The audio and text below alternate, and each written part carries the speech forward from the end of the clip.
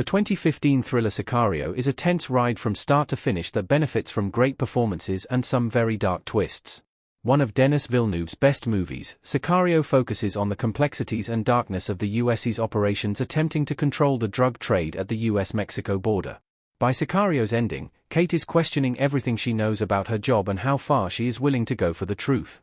Sicario introduces audiences to Kate Mesa, an idealistic FBI agent played by Emily Blunt, who is recruited into a special task force meant to follow the chain of command for a cartel to find out where their leader is hiding.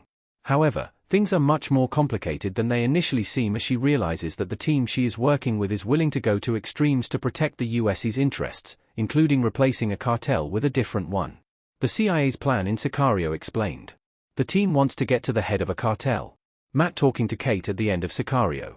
When Kate first joins the task force, she is given very little information about who she is working with or what their real operation is about. She joins Matt Graver, Josh Brolin, who claims to work for the Department of Defense, and Alejandro Gil-Lick, Benicio del Toro, who she knows even less about. All that she is told about the mission is that they are hoping to disrupt the Sonora cartel's operations so that they will eventually be led to the cartel's leader. While this explanation is not exactly a lie, it is not exactly the truth either, as the team is hoping to hide their true intents from Kate and her partner, Reggie Wayne, Daniel Kaluuya. The real reason that Kate was brought onto the task force is that they needed an FBI agent on the team to allow the CIA to operate within US borders.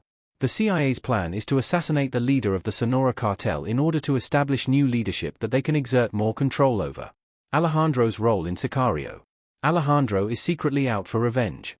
Alejandro pointing a gun at someone at the end of Sicario. One of the biggest players in Sicario's task force is Alejandro, a mysterious assassin who seems to know the ins and outs of the cartel quite well.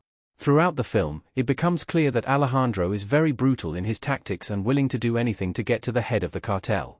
The task force leaders are very secretive about his role and his history, as well as who he truly works for, but Kate eventually learns that the assassin is really looking for revenge.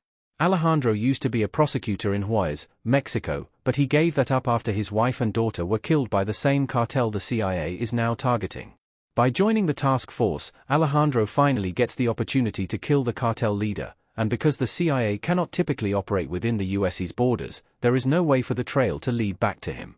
Thus, while Kate joins the team largely because she feels it is the morally right thing to do, Alejandro is much more hardened and is motivated to kill the drug lord for personal reasons. What Medellin means. Medellin reveals Alejandro's true history and the CIA's plan. Julio Cesar Cedillo as Fausto Alocone at a dinner table in Sicario. One of Sicario's most intense sequences comes when the team decides to raid the tunnel that drug smugglers use to move around undetected. Equipped with night vision goggles and heat sensors, the team takes down several people inside the tunnel, and Kate sees Alejandro secretly sneak off in a different direction from the rest of the team. Deciding to follow Alejandro, Kate overhears a corrupt cop from Nogales mention the word Medellin to Alejandro, though she initially does not understand what it means. Seeing that Alejandro has killed the other cartel member at the scene, she points her gun at Alejandro, but he shoots her bulletproof vest to knock her down and drives away with the cop. After returning to the rest of the team, Kate confronts Matt and learns that Alejandro used to work for the Medellin cartel. With Matt's confession, Kate finally realizes that the CIA's true goal is not to get rid of the Sonora cartel to stop the drug trade but to move it back to Colombia so the US can exercise more control over it. What Alejandro had Kate sign, and why she didn't shoot him. Kate realizes that she can't beat them. By the end of Sicario, Kate's involvement in the task force turns out to be much different than what she initially believed. She agreed to the job because she thought she was truly going to be making a difference in stopping cartel-related violence. However, after learning the real reason for the mission and the CIA's involvement, Kate is completely disillusioned with her role at the FBI.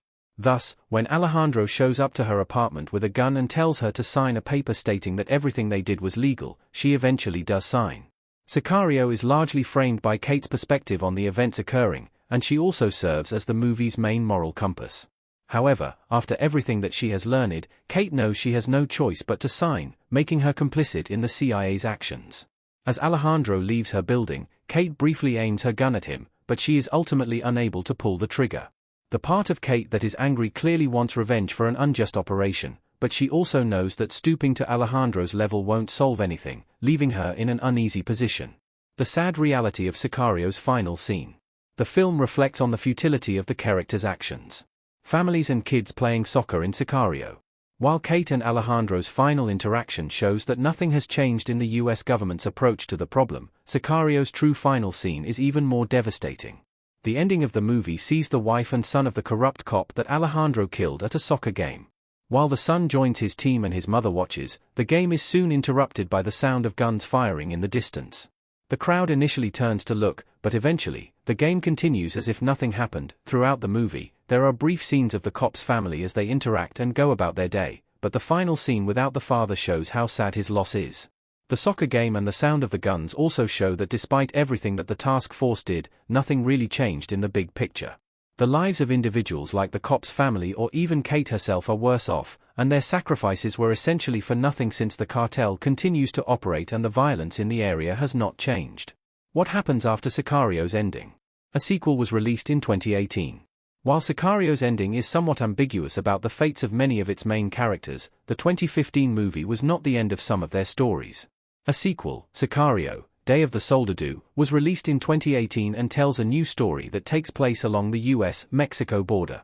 Both Benicio del Toro and Josh Brolin reprise their roles from the first film, as the CIA is then instructed to start a gang war between two of the biggest cartels that will eventually weaken both of them.